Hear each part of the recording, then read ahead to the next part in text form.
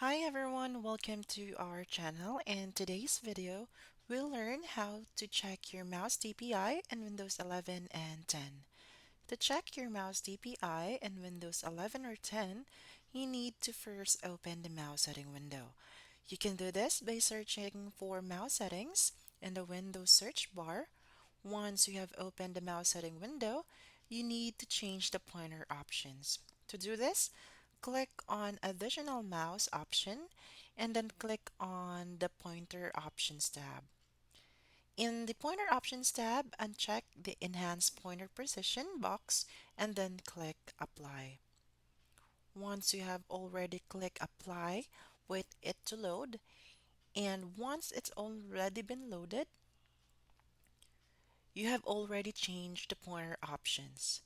Now you can directly go to the Google and then you can use DPI Analyzer to check your mouse DPI.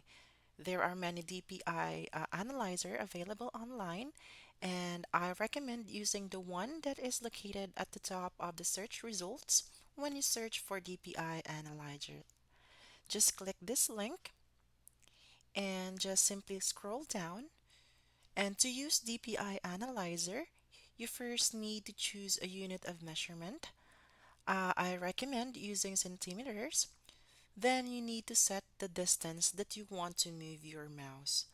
I recommend again setting this distance to 5 centimeters. Finally, you need to move your mouse the specified distance and then click the Analyze button. The DPI Analyzer will display the mouse of your DPI. So just go do this one and then this is your actual DPI.